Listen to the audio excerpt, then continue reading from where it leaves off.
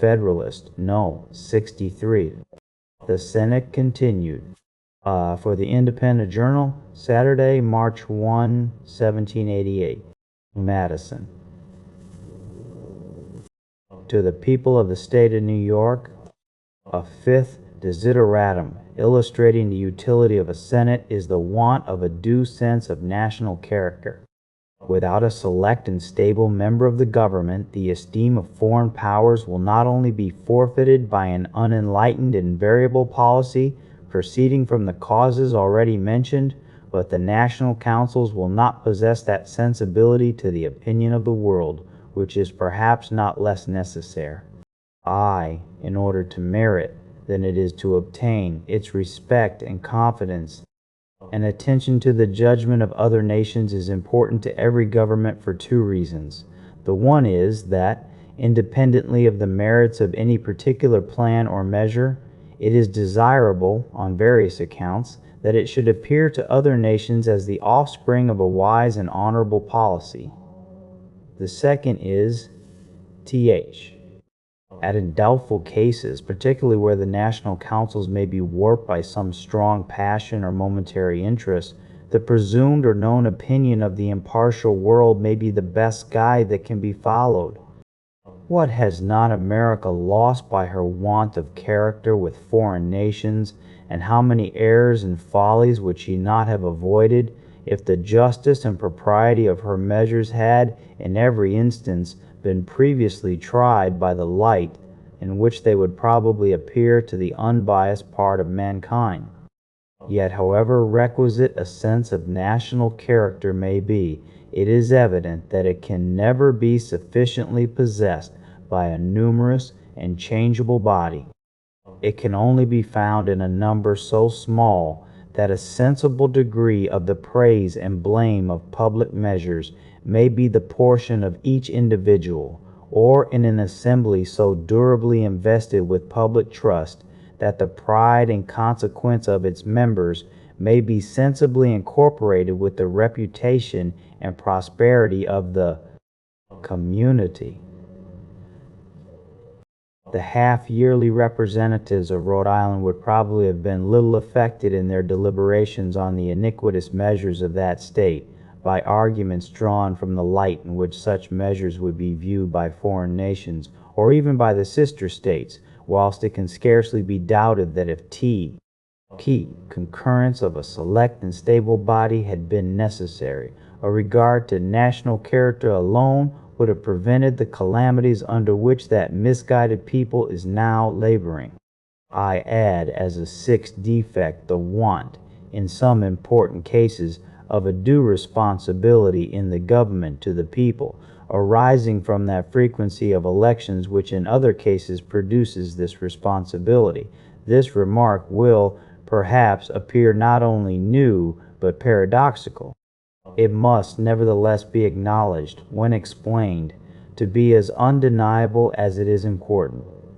Responsibility, in order to be reasonable, must be limited to objects within the power of the responsible party, and in order to be effectual, must relate to operations of that power, of which a ready and proper judgment can be formed by the constituents. The objects of government may be divided into two general classes, the one depending on measures which have singly an immediate and sensible operation, the other depending on a succession of well-chosen and well-connected measures which have a gradual and perhaps unobserved operation. The importance of the latter description to the collective and permanent welfare of every country needs no explanation. And yet it is evident that an assembly elected for so short a term as to be unable to provide more than one or two links in a chain of measures on which the general welfare may essentially depend ought not to be answerable for the final result, any more than a steward or tenant engaged for 1 year could be justly made to answer for places or improvements which could not be accomplished in less than half a dozen years. Nor is it possible for the people to estimate the share of influence which their annual assemblies may respectively have on events resulting from the mixed transactions of several years.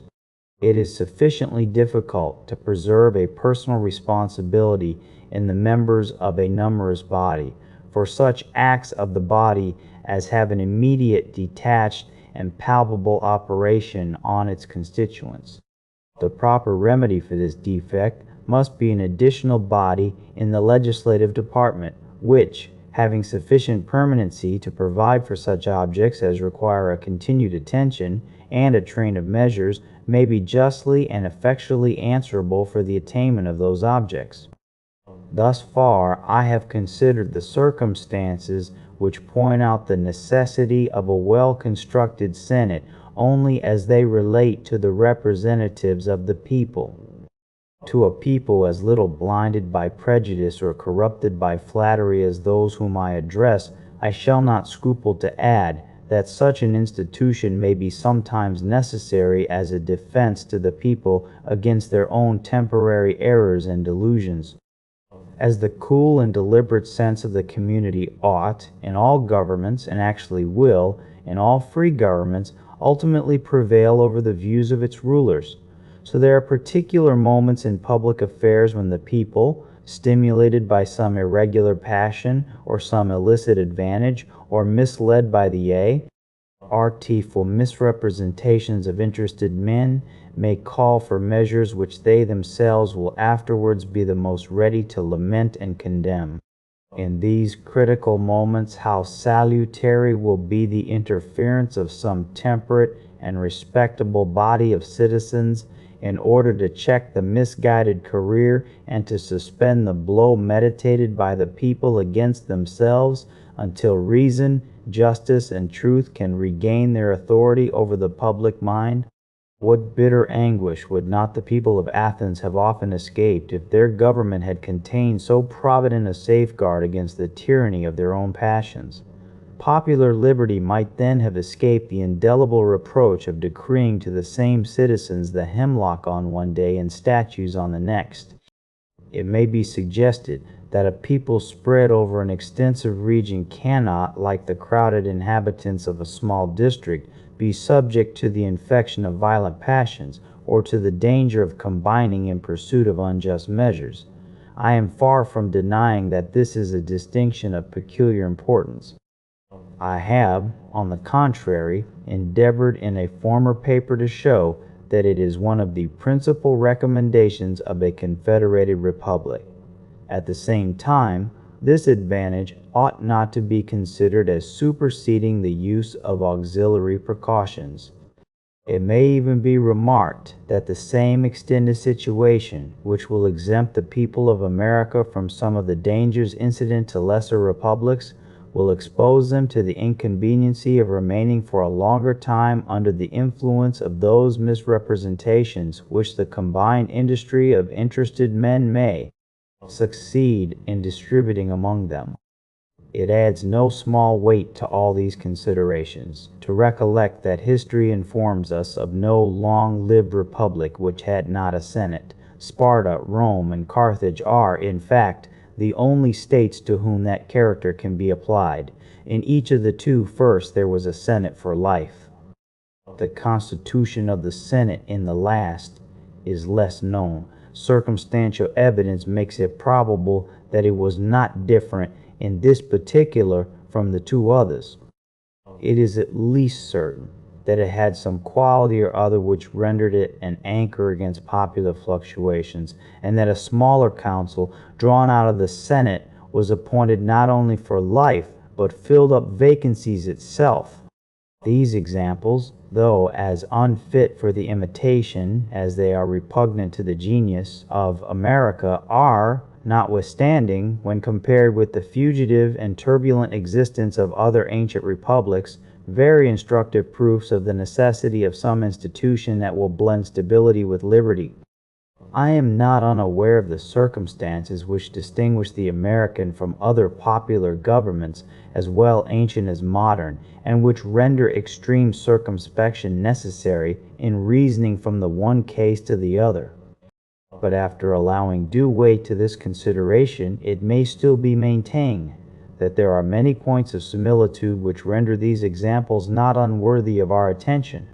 Many of the defects, as we have seen, which can only be supplied by a senatorial institution, are common to a numerous assembly, frequently elected by the people and to the people themselves. There are others peculiar to the former, which require the control of such an institution. The people can never willfully betray their own interests, but they may possibly be betrayed by the representatives of the people, and the danger will be evidently greater where the whole legislative trust is lodged in the hands of one body of men than where the concurrence of separate and dissimilar bodies is required. In every public act, the difference most relied on between the American and other republics consists in the principle of representation, which is the pivot on which the former move, and which is supposed to have been unknown to the latter, or at least to the ancient part of them. The use which has been made of this difference in reasonings contained in former papers will have shown that I am disposed neither to deny its existence nor to undervalue its importance. I feel the less restraint, therefore, in observing that the position concerning the ignorance of the ancient governments on the subject of representation is by no means precisely true in the latitude commonly given to it. Without entering into a disquisition which here would be misplaced, I will refer to a few known facts in support of what I advance. In the most pure democracies of Greece, many of the executive functions were performed not by the people themselves, but by officers elected by the people and representing the people in their executive capacity.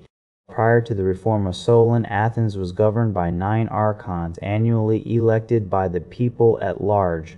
The degree of power delegated to them seems to be left in great obscurity. Subsequent to that period, we find an assembly, first of 4, and afterwards of 600 members, annually elected by the people, and partially representing them in their legislative capacity, since they were not only associated with the people in the function of making laws, but had the exclusive right of originating legislative propositions to the people.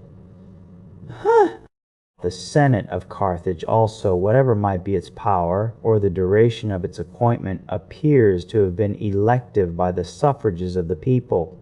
Similar instances might be traced in most, if not all, the popular governments of antiquity.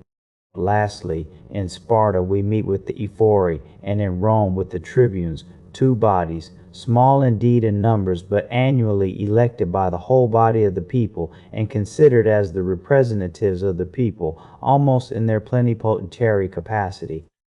The Cosmi of Crete were also annually elected by the people, and have been considered by some authors as an institution analogous to those of Sparta and Rome, with this difference only, that in the election of that representative body the right of suffrage was communicated to a part only of the people. From these facts, to which many others might be added, it is clear that the principle of representation was neither unknown to the ancients nor wholly overlooked in their political constitutions. The true distinction between these and the American governments lies in the total exclusion of the people, in their collective capacity, from any share in the latter, and not in the total exclusion of the representatives of the people from the administration of the former. The distinction, however, thus qualified, must be admitted to leave a most advantageous superiority in favor of the United States, but to ensure to this advantage its full effect, we must be careful not to separate it from the other advantage of an extensive territory, for it cannot be believed that any former representative government could have succeeded within the narrow limits occupied by the democracies of Greece. In answer to all these arguments, suggested by reason, illustrated by examples, and enforced by our own experience, the jealous adversary of the Constitution will probably content himself with repeating that a Senate appointed not immediately by the people and for the term of 6 years must gradually acquire a dange, rouse preeminence in the government, and finally transform it into a tyrannical aristocracy. To this general answer, the general reply ought to be sufficient. that liberty may be endangered by the abuses of liberty as well as by the abuses of power, that there are numerous instances of the former as well as of the latter, and that the former rather than the latter are apparently most to be apprehended by the United States. But a more particular reply may be given. Before such a revolution can be effected, the Senate, it is to be observed, must in the first place corrupt itself, must next corrupt the state legislatures, must then corrupt the House of Representatives, and must finally corrupt the people at large. It is evident that the Senate must be first corrupted before it can attempt an establishment of tyranny. Without corrupting the state legislatures, it cannot prosecute the attempt, because the periodical change of members would otherwise regenerate the whole body. Without exerting the means of corruption with equal success on the House of Representatives, the opposition of that co-equal branch of the government would inevitably defeat the attempt, and without corrupting the people themselves, a succession of new representatives would speedily restore all things to their pristine order. Is there any man who can seriously persuade himself that the proposed Senate can, by any possible means within the compass of human address, arrive at the object of a lawless ambition through all these obstructions? If reason condemns the suspicion, the same sentence is pronounced by experience. The Constitution of Maryland furnishes the most apposite example. The Senate of that state is elected, as the federal Senate will be, indirectly by the people, and for a term less by 1 year only than the federal Senate. It is distinguished also by the remarkable prerogative of filling up its own vacancies within the term of its appointment, and, at the same time, is not under the control of any such rotation as is provided for the federal Senate. There are some other lesser distinctions which would expose the former to colorable objections that do not lie against the latter. If the federal Senate, therefore, really contained the danger which has been so loudly proclaimed, some symptoms at least of a like danger ought by this time to have been betrayed by the Senate of Maryland, but no such symptoms have appeared. On the contrary, the jealousies at first entertained by men of the same description with those who view with terror the correspondent part of the federal Constitution have been gradually extinguished by the progress of the experiment, and the Maryland Constitution is daily deriving from the salutary operation of this part of it a reputation in which it will probably not be rivaled by that of any state in the Union. But if anything could silence the jealousies on this subject, it ought to be the British example. The Senate there, instead of being elected for a term of 6 years and of being unconfined to particular families or fortunes, is an hereditary assembly of opulent nobles. The House of Representatives, instead of being elected for 2 years and by the whole body of the people, is elected for 7 years and, in very great proportion, by a very small proportion of the people. Here, unquestionably, ought to be seen in full display the aristocratic usurpations and tyranny which are at some future period to be exemplified in the United States. Unfortunately, however, for the anti-federal argument, the British history informs us that this hereditary assembly has not been able to defend itself against the continual encroachments of the House of Representatives, and that it no sooner lost the support of the monarch than it was actually crushed by the weight of the popular branch. As far as antiquity can instruct us on this subject, its examples support the reasoning which we have employed. In Sparta, the Ephori, the annual representatives of the people, were found an overmatch for the Senate for life, continually gained on its authority, and finally drew all power into their own hands. The tribunes of Rome, who were the representatives of the people, prevailed, it is well known, in almost every contest with the Senate for life, and in the end gained the most complete triumph over it. The fact is the more remarkable, as unanimity was required in every act of the tribunes, even after their number was augmented to 10. It proves the irresistible force possessed by that branch of a free government which has the people on its side.